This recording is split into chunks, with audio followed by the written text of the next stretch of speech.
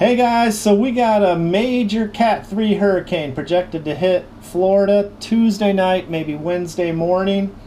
Taking a look at here, I got the GFS model up. These are wind speeds at 1,500 meters in the atmosphere, and they're projecting 132 miles per hour.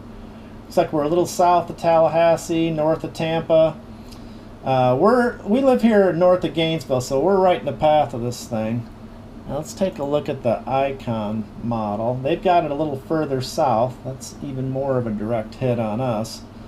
Looking at maybe 98 miles per hour where we're at. Now that's noon Wednesday. If we roll out to 2 p.m. Wednesday, it's going right over us.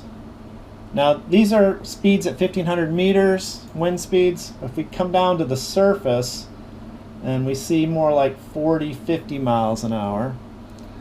And if we look at the water over Wednesday, somewhere between 3 and 6 inches of rain. Now let's just roll this thing forward and see what it looks like starting from Wednesday morning. This is 9 a.m. Comes in. Yeah, we're right in the path of this thing, so we got to get ready. Let's get started. All right, so let's start with fuel. Now most folks have gasoline generators. You want to top off all those 5-gallon cans and store them in a safe place away from your house and garage. Also top off the 20-pound propane tanks for your grills and griddles so you can keep cooking when the power's out. I top off my diesel tanks because I have a PTO generator that runs off my tractor. But I did run out and filled up all the empty gas cans I had before the lines formed. And you definitely want to have enough fuel to run those generators. You know, it could be a while, guys. Make sure you're topped off on the fuel. Okay, so next let's talk about power. So there are lots of ways to back up your house when the grid goes down. I've got a complete detailed video on this. I'll link it below. Well, let's just hit a couple of the options real quick. So you got small inverter generators. You got medium inverter generators that'll power a little bit more and at the same time.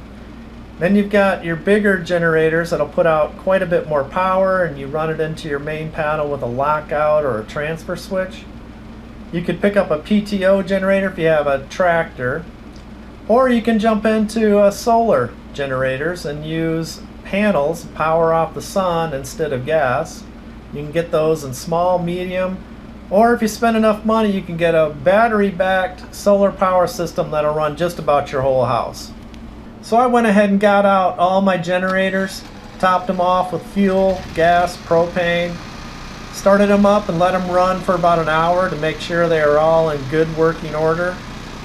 I even got out my PTO generator, hooked it up to the tractor just to have it ready, and ran it for about an hour, make sure everything's just all set to go.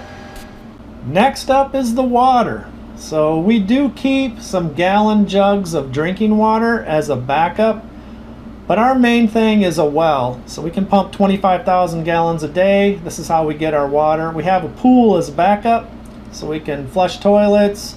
You could bathe if you had to, get cleaned up. So water is critical. Most of you are gonna probably go for the bottled water, so it does sell out fast. You want to make sure you get to the stores and have a supply. Alright, next let's talk about the food. So we'll start with the freezer, and we usually keep this thing topped off. Now if you're not confident in your generator and your fuel supply, then I wouldn't get too much for a refrigerator and freezer. You want to get more things for like canned goods that are going to last a long time. So if you don't use them during the hurricane, you're going to use them eventually. Stuff like rice, it's really cheap, it's easy to store. Freeze-dried food, this is just stuff out of our garden that we canned up over the years, but you're going to want to pick up the stuff that you normally eat, cereal and whatever. Freeze-dried food's a good option to have as a backup. This is more long-term type storage for bigger problems. We also keep, of course, a lot of cleaners and dishwashing liquid, laundry detergents, just bleach, all kinds of stuff. Make sure you got that stuff. But mainly you want to just get the stuff you normally eat that won't go bad and have enough to last you a couple of weeks to get through this hurricane. Okay, so next up I'm going to get my tractors ready to go. So I want to have the right attachments, what I need, so I don't have to be, swapping things out when the trees are down and the power's out. So right now I got nothing on here. I'm going to put my PTO generator. That's the hardest thing to hook up. It's such a pain. We'll get that on there. And over here I'm going to swap this bucket for the grapple so I can get the trees up and be ready to go. Alright, so let's get started on that.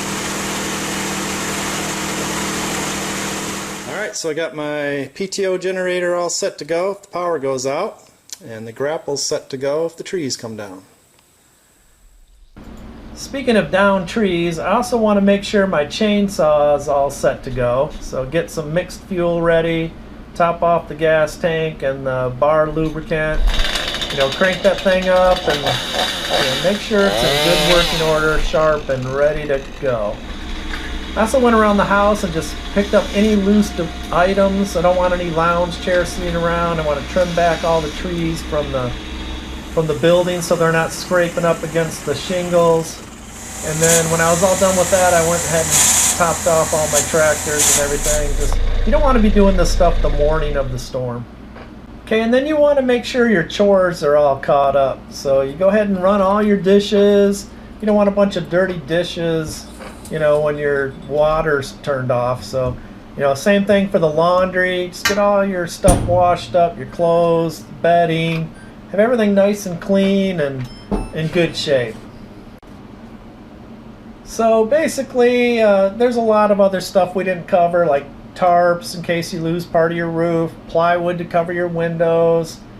I like to get an AC unit and a window unit, so you can run it off your generator and have at least one cool room that everybody could sleep in.